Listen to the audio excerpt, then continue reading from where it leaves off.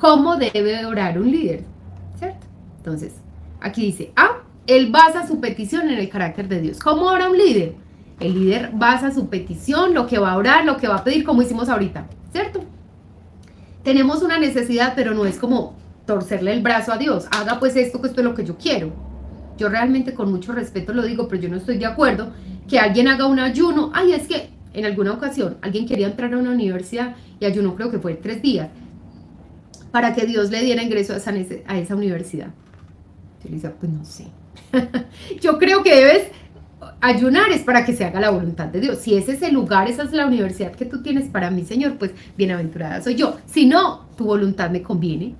Y a donde me ponga, Señor, también me va a edificar, ¿cierto? Ahí me tendrás con un propósito. Y la segunda, confesaba el pecado que había en su vida. Eso hace un líder. Entonces, resulta que Dios les había advertido a los judíos que el precio de la desobediencia iba a ser elevado. Les costaría perder su hogar en Israel. Ay, Dios mío. Miren las consecuencias de nuestro pecado, ¿cierto? De nuestra desobediencia al Señor. Israel, recuerden que era la tierra prometida. Entonces, a causa de la desobediencia de los judíos, ellos iban a ser quitados de esa tierra prometida. Pero ellos no quisieron escuchar. Muchas veces nos parece que Dios nos está dando reglas a seguir, simplemente porque Él es Dios, porque es un Dios caprichoso. A veces pensamos eso. Es que yo no entiendo. Y Dios, ¿por qué me pide esto? A veces creemos que las cosas que el Señor nos pide es por un capricho de Él. Lo cierto es que Él sabe que si desobedecemos vamos a hacer daño, nos vamos a hacer daño, nos vamos a causar daño. Al fin y al cabo, Él fue quien nos hizo, así que desobedecerle es como no hacer caso del manual de instrucciones para nuestra vida. Por haber insistido en ir por su propio camino, los israelitas perdieron todo cuanto tenían. La desobediencia les costó su ciudad, su templo y su libertad. Porque muchas veces hacemos cosas y no dimensionamos cuál va a ser el efecto, ¿cierto? Por eso es importante, miren, en el mundo secular se usa mucho y yo realmente creo que es una buena práctica. Y es que muchos expertos dicen, asocia los malos hábitos que tienes en este momento con las consecuencias que vas a tener en un futuro, y no un futuro muy lejano, el no comer saludablemente, el no hacer ejercicio, incluso el tener nuestro corazón dañado, lleno de amargura, eso no tiene un efecto muy lejano, realmente es más rápido de lo que creemos, el efecto es rápido. Entonces, resulta que cuando nosotros desobedecemos al Señor, hay una consecuencia, siempre hay una consecuencia. Cuando nos obstinamos con nuestra voluntad y olvidamos que hay un Rey soberano que gobierna nuestra vida, vamos a caer en errores, vamos a cometer faltas, vamos a ir en pos de nuestra voluntad y vamos a tener consecuencias. Entonces es muy importante que tú y yo asociemos lo que hacemos en el día a día, las decisiones que tomamos, las cosas que hacemos, con el dolor que eso nos va a traer después. Y yo creo que muchas veces hay países donde se le corta la mano a alguien que roba, ¿cierto? Y eso a veces inhibe, porque la persona dice, no, qué miedo, yo robo y me van a cortar la mano. Es lo mismo en nuestra vida. Si fuéramos tan conscientes de las consecuencias que sufrimos y que recibimos a causa de nuestra desobediencia a Dios, yo creo que nos mediríamos más para vivir una vida mejor para el Señor. Te suplico que me prestes atención, que fijes tus ojos en este siervo tuyo, que día y noche ora en favor de tu pueblo Israel. Confieso que los israelitas, entre los cuales estábamos incluidos mi familia y yo, hemos pecado contra ti, te hemos ofendido y nos hemos corrompido mucho. Hemos desobedecido los mandamientos, preceptos y decretos que tú mismo diste a tu siervo Moisés. Esa fue la oración de Nehemías. Ay, Señor, yo reconozco. Nehemías comenzó su oración reconociendo quién es Dios. Dios mío, tú eres grande, eres temible, cumples tus promesas. Esperen, yo paso acá. Después admitió quién era él mismo.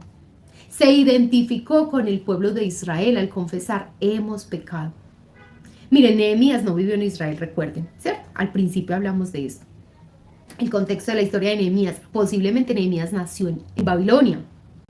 Posiblemente Nehemías nació fuera de Israel, pero él se identifica con el pecado de su pueblo.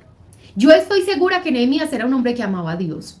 Porque si no, no hubiera llorado y orado por el pueblo, ayunado. O sea, si hubiera estado alejado de Dios y hubiera dejado que toda la cultura del lugar donde estaba viviendo lo hubiera absorbido, lo hubiera contaminado, pues él no hubiera orado, ni llorado, ni ayunado. O sea, era un hombre que amaba a Dios.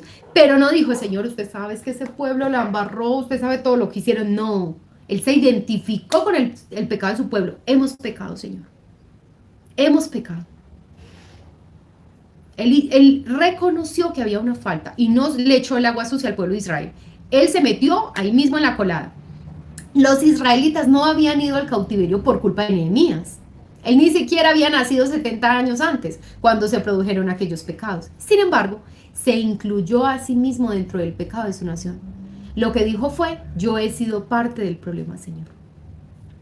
Hay una confesión personal y una confesión colectiva. Por ejemplo, en Estados Unidos hubo un tiempo en el cual la nación reconocía a Dios y la necesidad que tenían de Él. Su gratitud hacia Él y el hecho de que no había sabido estar a la altura de sus normas de calidad. En cambio hoy, ese sentido colectivo se ha perdido. Los Estados Unidos se han vuelto muy individualistas. La mayoría de las iglesias de la nación les enseñan a las personas a confesar sus pecados, sus propios pecados, ¿cierto?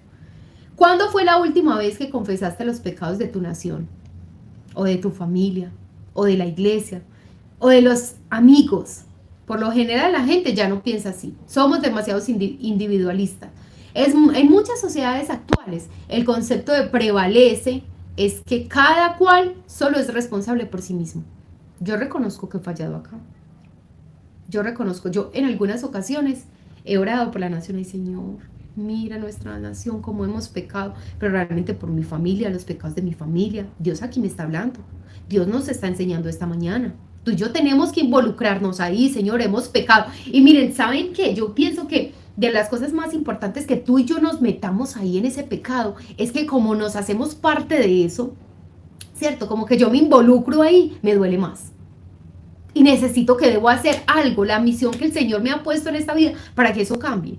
Si yo digo que fue el otro, entonces yo me quedo afuera y esto no me está afectando directamente. Entonces yo no busco un cambio, yo no busco hacer algo para impactar a mi sociedad, a mi gente, a mi familia, porque es el pecado de ellos y pues cada uno que le dé cuentas al Señor. Pero cuando yo ya me meto ahí, cuando yo digo es que yo también hago parte de esto, es que yo también estoy en este pecado, yo me involucro, entonces me va a doler y algo voy a hacer para que ocurra un cambio.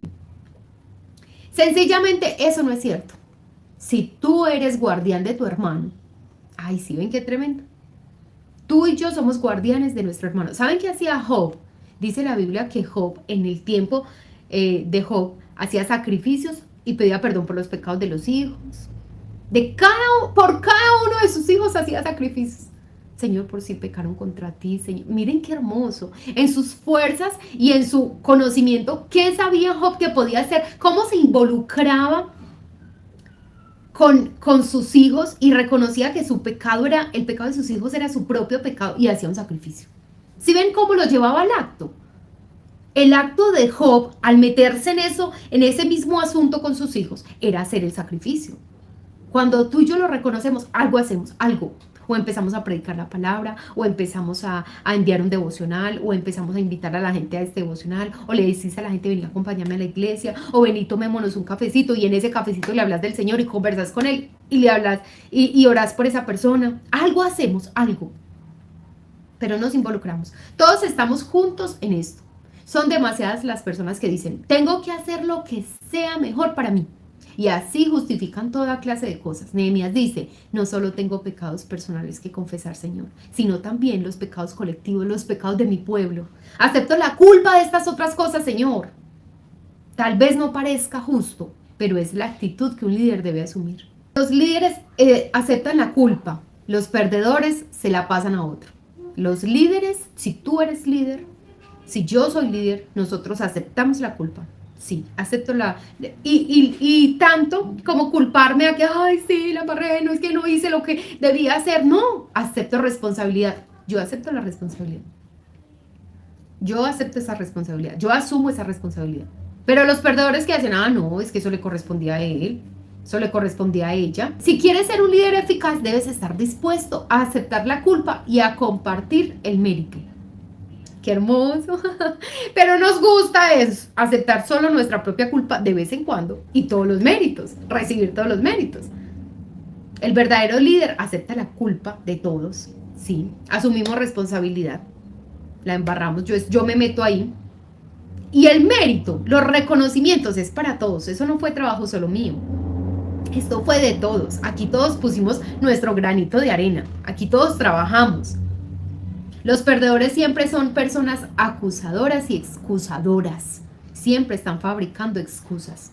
Eso hace un perdedor. Siempre fabrica excusas. Esto no se hizo porque esto, es que si yo tuviera más tiempo, es que si yo pudiera hacer esto, es que siempre hay una excusa. Siempre hay una excusa para el perdedor. Y echándole la culpa a alguien. Siempre están echándole la culpa a alguien. Los líderes aceptan la culpa tal como hizo Nehemías, es decir, hemos pecado contra ti. En última instancia, todo pecado va dirigido a Dios. Cuando quebrantamos una ley humana, en realidad estamos ofendiendo a Dios.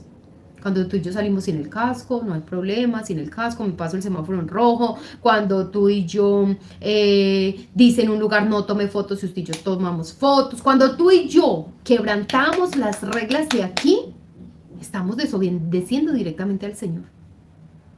Cuando le hacemos daño a otra persona, al que le estamos haciendo daño es a Dios. David dijo, recuerden que David, ¿a quién es el que mata? ¿A quién manda a matar? ¿A Urías? No al Señor. No digo, vaya, maten a Dios. No, él no mata a Urías. Y se acuesta con la mujer de Urías, no hay. Pero ¿qué dice David? Contra ti he pecado, solo contra ti, Señor. ¿Sí ven qué tremendo cómo él entiende que su pecado no era directamente contra Urías, ni contra la mujer de Urías, era contra Dios que había pecado? Su pecado afectaba directamente su relación con Dios. Después de cometer adulterio y asesinar al esposo de Betsabé, le había hecho daño a otras personas, pero sabía que su pecado iba contra Dios. Los líderes aceptan la culpa.